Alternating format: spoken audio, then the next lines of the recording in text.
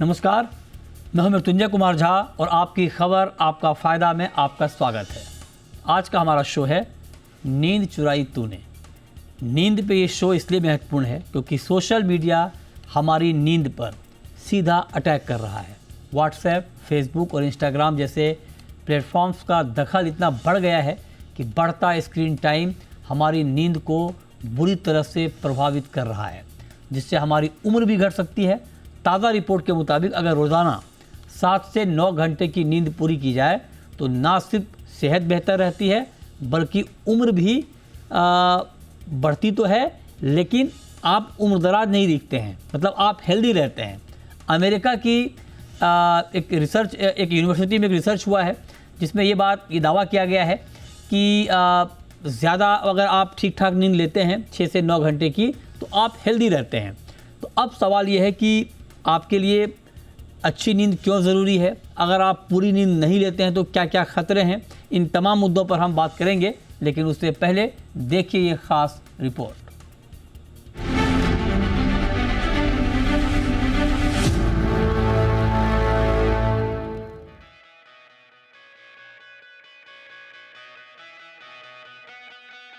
आज की भागदौड़ भरी जिंदगी में हेल्दी डाइट और फिटनेस पर तो लोग ध्यान दे रहे हैं, लेकिन सबसे जरूरी चीज नींद को लोग इग्नोर कर रहे हैं। नींद सिर्फ आराम नहीं बल्कि हमारी सेहत की बुनियाद है। लेकिन लेट नाइट पार्टी, देर रात तक मोबाइल स्क्रॉल करना और ओवर टाइम काम, और यही नहीं, सोने के लिए बेड पर जाने के बाद भी घंटों सोशल मीडिया पर वक्त बिताना, ये सब हमारी बॉडी को धीरे धीरे बीमार कर रहा है। अमेरिका की Oregon health and science university की नई स्टडी के मुताबिक कम नींद का असर सिर्फ थकान तक सीमित नहीं है। रिसर्च कहती है कि जो लोग रोजाना 7 घंटे से कम सोते हैं, उनकी लाइफ एक्सपेक्टेंसी उन लोगों से काफी कम होती है जो 7 से 9 घंटे की नींद लेते हैं। और ये असर तब भी दिखता है जब डाइट, एक्सरसाइज, इनकम और हेल्थ केयर जैसी चीजों को ध्यान में रखा जाए। क्योंकि नींद सिर्फ आराम नहीं, ये हमारी बॉडी का रीसेट बटन है। कम नींद से दिल, दिमाग, इम्यून सिस्टम और मेटाबॉलिज्म सब पर बुरा असर पड़ता है। यानी नींद आपकी उम्र कम कर सकती है, लेकिन नींद पूरी की जाए तो आपकी उम्र बढ़ती है और कई बीमारियों से आपको दूर भी रखती है। हार्वर्ड यूनिवर्सिटी की रिसर्च बताती है कि नींद के दौरान हमारा दिमाग दिन भर की मेमोरी स्टोर करता है। अगर नींद पूरी नहीं होगी तो ब्रेन स्लो हो जाएगा और याददाश्त कमजोर पड़ सकती है। नेशनल इंस्टीट्यूट ऑफ हेल्थ की स्टडी कहती है कि जो लोग 6 घंटे से कम सोते हैं, उनके मोटे होने की संभावना 30% तक ज्यादा बढ़ जाती है। यानी वजन कंट्रोल करना है तो भरपूर नींद लेना बेहद जरूरी है। CDC की रिपोर्ट बताती है कि कम नींद से ब्लड शुगर लेवल बिगड़ सकता है, जिससे डायबिटीज और हाई ब्लड प्रेशर का खतरा बढ़ जाता है। सिर्फ फिजिकल नहीं, मेंटल हेल्थ भी डिस्टर्ब होती है। स्टैनफोर्ड यूनिवर्सिटी के एक्सपर्ट्स कहते हैं कि जो लोग 6 घंटे से कम सोते हैं, उनमें डिप्रेशन और एंजाइटी का खतरा दुगना होता है। अब सवाल ये है कि किस उम्र में कितनी नींद जरूरी है। हेल्थ एक्सपर्ट्स के मुताबिक वयस्कों के लिए 7 से 9 घंटे की नींद पर्याप्त है, लेकिन बच्चों और किशोरों के लिए ये समय ज्यादा होता है। नवजात शिशु को 14 से 17 घंटे, शिशु को 12 से 15 घंटे, टॉडलर को 11 से 14 घंटे, प्री स्कूलर को 10 से 13 घंटे, स्कूली उम्र के बच्चों को 9 से 12 घंटे और किशोरों को 8 से 10 घंटे की नींद लेनी चाहिए। लेकिन ध्यान रहे, ज्यादा सोना भी सेहत के लिए खतरा है। ब्रिटिश मेडिकल जर्नल की रिसर्च कहती है कि 9 घंटे से ज्यादा सोने वाले लोगों में स्ट्रोक और हार्ट अटैक का खतरा 20% तक बढ़ जाता है। ज्यादा सोने से मेटाबॉलिज्म स्लो हो जाता है, वजन बढ़ता है, दिन भर आलस रहता है और बॉडी क्लॉक डिस्टर्ब हो जाती है। कुल मिलाकर कहें तो नींद न कम होनी चाहिए न ज्यादा। अगर आप अपनी नींद पूरी कर रहे हैं तो न सिर्फ सेहत बेहतर रहती है बल्कि उम्र भी बढ़ती है। क्योंकि नींद सिर्फ आराम नहीं, ये आपकी लंबी और हेल्दी जिंदगी का खजाना है। ब्यूरो रिपोर्ट, जी मीडिया। और चलिए अब हम चर्चा की शुरुआत करते हैं और आज की चर्चा में हमारे साथ जुड़ रहे हैं doctor Sudhir Kumar, senior neurologist Apollo hospital के, डॉक्टर विवेक नांगिया हैं, head pulmonology and sleep medicine max hospital के, और साथ ही हमारे साथ हैं doctor Anjali Chhabria, senior psychiatrist mind temple के। तो आप तीनों का बहुत बहुत स्वागत है। मेरा सबसे पहला सवाल विवेक नांगिया जी आपसे होगा सर, क्योंकि नींद के ऊपर अलग अलग बातें की जा रही हैं।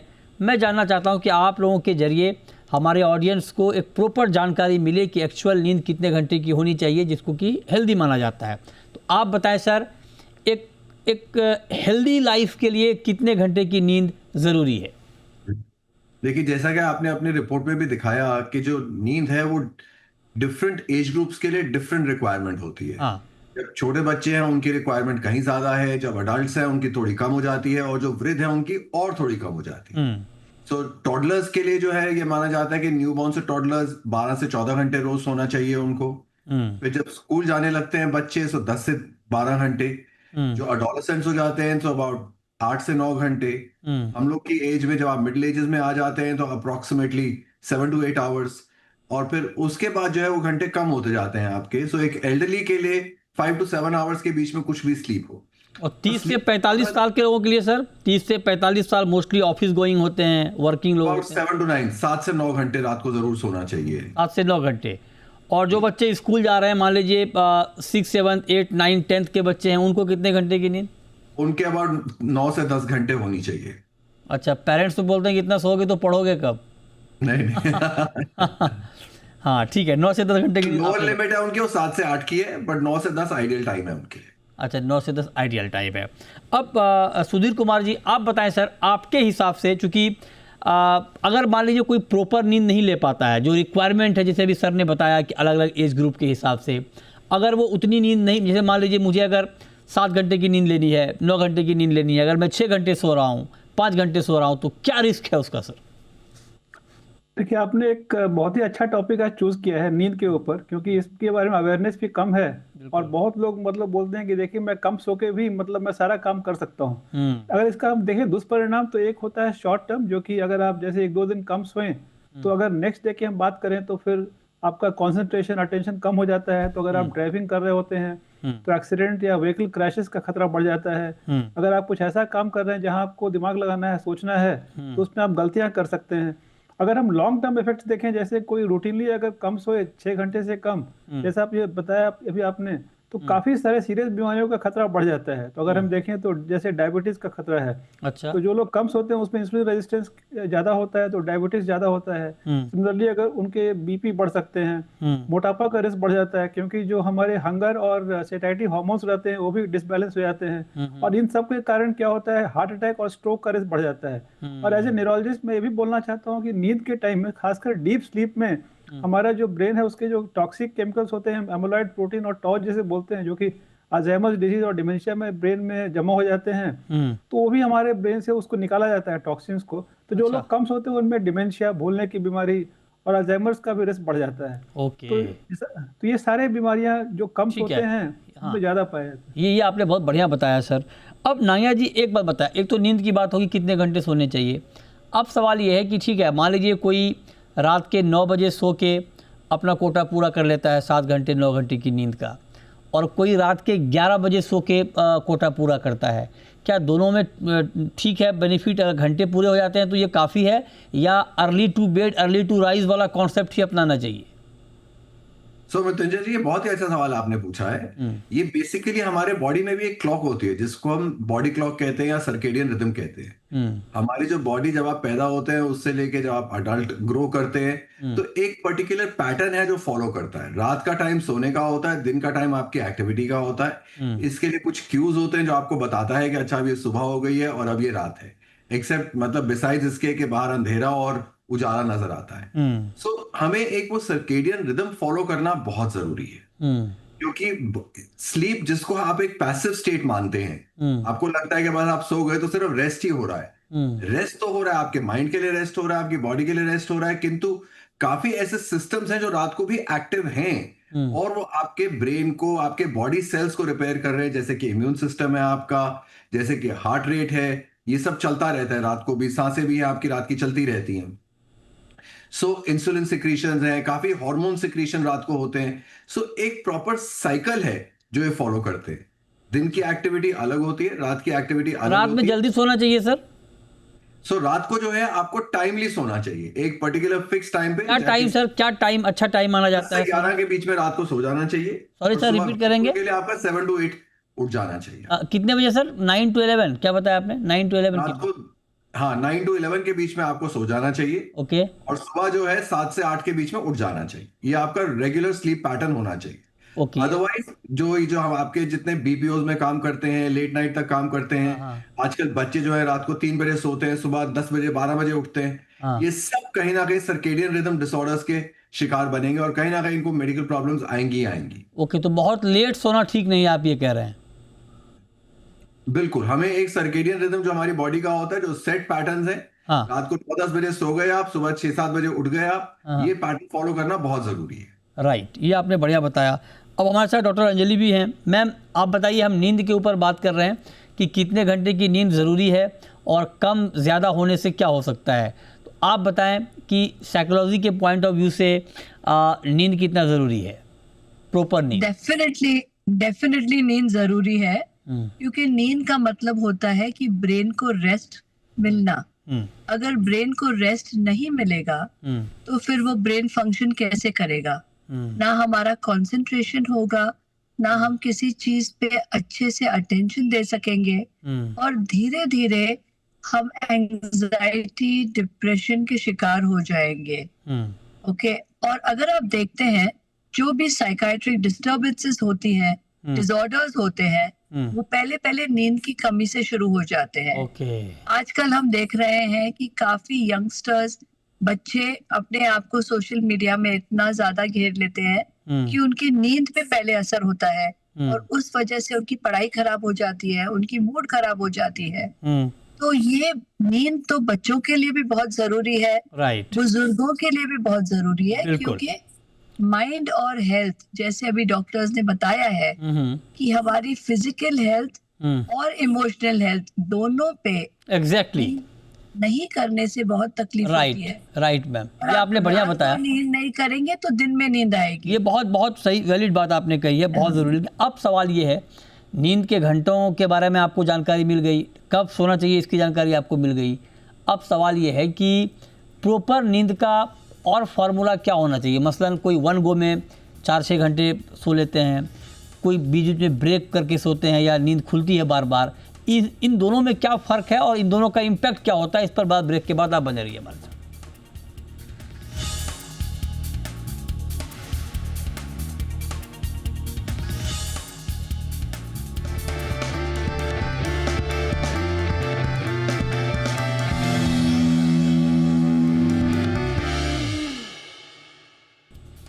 ब्रेक के बाद भी आपका स्वागत है। अब नांगिया सर, एक सवाल मैं आपसे ये पूछना चाह रहा हूँ कि जो बात हम डिस्कस कर रहे हैं नींद की, अब सर ये बताइए कि जैसे कोई रात में सोता है 9 बजे, 10 बजे या 11 बजे, कोई वन गो में सो लेता है, सुबह उठता है सिर्फ, और कोई बीच में रात में 2-3 बार मान लीजिए उठता है, नींद खुलती है।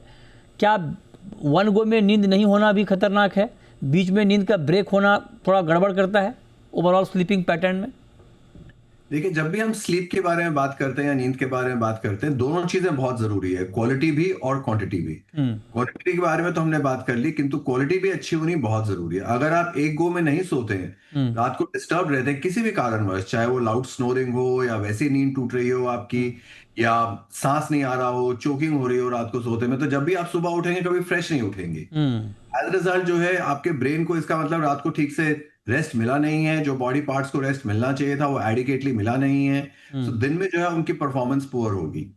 हम लोग ने बहुत पहले एक इनफॉर्मल स्टडी करी थी यंग स्टूडेंट्स में, स्कूल गोइंग स्टूडेंट्स में, ये देखने के लिए कि वो रात को कितने बजे सोते हैं और कितने बजे उठते हैं, और फिर उनका स्कूल में बिहेवियर एंड परफॉर्मेंस कैसा रहता है। तो हमने ये पाया था उस स्टडी में कि आजकल के जो बच्चों का है वो ऑलमोस्ट 70% चिल्ड्रन रात को 6 घंटे सोकर सुबह स्कूल जाते हैं, या 5 घंटे स्कूल जाते हैं। उसके बाद उनके स्कूल में परफॉर्मेंस, एग्जाम्स में परफॉर्मेंस, इरिटेबिलिटी, इमोशनल लेबिलिटी बहुत ज्यादा होती है, इन सब में अग्रेसिवनेस बहुत ज्यादा होता है। सर, इसमें मैं एक छोटा सवाल जोड़ रहा हूँ कि ये जरा अच्छा बताया आपने कि मान लीजिए कोई रात में सोता है, कोई रात में पूरे 8-9 घंटे के दौरान एक बार उठता है, तो कोई 2-3 बार उठता है, तो क्या एक बार उठना ठीक है? अगर एक बार नींद खुलती है आपकी तो ठीक है, या वो भी दिक्कत है, एक बार भी नहीं खुलना चाहिए, वन गो में ही होना चाहिए? देखिए, टेक्निकली जो है आपके ब्रेन को रेस्ट मिलना बहुत जरूरी है। एक बार ही उठ गए आप, कोई बात नहीं, इतना फर्क नहीं पड़ेगा उससे, किंतु ये देखना है हमें कि रात को उठना पड़ क्यों रहा है आपको। इज इट क्या आपका कोई खराटे बहुत हो रहे हैं, ऑक्सीजन की कमी हो रही है शरीर में जिस वजह से आप उठ रहे हैं, या कोई साइकोलॉजिकल डिस्टर्बेंस है जिसकी वजह से आप रात को उठते हैं? एंग्जाइटी की वजह से उठ सकते हैं, रात को ड्रीम्स आ रहे हैं आपको, उसकी वजह से उठ सकते हैं आप। सो वो जानना बहुत जरूरी है, क्योंकि कंटिन्यूअस स्लीप होना बहुत जरूरी है हमारी बॉडी के हेल्थ के लिए। अच्छा, बढ़िया, ये बहुत बढ़िया सर आपने बताया। अब सुधीर सर आप बताइए कि एक तो रात की नींद की बात हम कर रहे हैं, अगर किसी को दिन में सोने की आदत है, जैसे मान लीजिए बहुत सारे लोग दफ्तर में भी हैं तो नैप ले लेते हैं लंच के बाद, क्या वो ठीक है या वो ठीक नहीं है हेल्थ के लिए? देखिए, बहुत अच्छा सवाल आपने पूछा है। मतलब मैक्सिमम लोगों को, मोर देन 90% लोगों को आफ्टरनून में लंबा सोने की जरूरत नहीं है। एक कॉन्सेप्ट है जिसे हम बोलते हैं पावर नैप या आफ्टरनून नैप। तो ये नैप छोटा होना चाहिए, यूजली 15 से 30 मिनट तक ठीक है, और किसी भी हालत में 60 मिनट से 1 घंटे ज्यादा नहीं, क्योंकि अगर आप दिन में ज्यादा सो लेंगे तो फिर रात की नींद डिस्टर्ब रहेगी। और उसके अलावा दूसरे जो मेटाबॉलिक प्रॉब्लम्स है, ये देखा गया है कि ओवर ईटिंग, ओबेसिटी और डायबिटीज का खतरा ये बढ़ जाता है। अच्छा। तो सिंपल आंसर इसका ये है कि आफ्टरनून नैप आप अगर ले रहे हैं तो 30 मिनट से कम रखें। अगर उसके बिना भी काम चल रहा है तो भी अच्छा है। लेकिन कुछ लोग क्या होता है, कल्चरली या जेनेटिकली उसके लिए वो आदी होते हैं। कुछ स्टेट्स, कुछ जगह पे ऐसा है जहाँ की वो लोग दिन में भी सोते हैं। हाँ, पर जैसा होता है, मोर देन 90% को दिन में लंबा सोने की जरूरत नहीं है।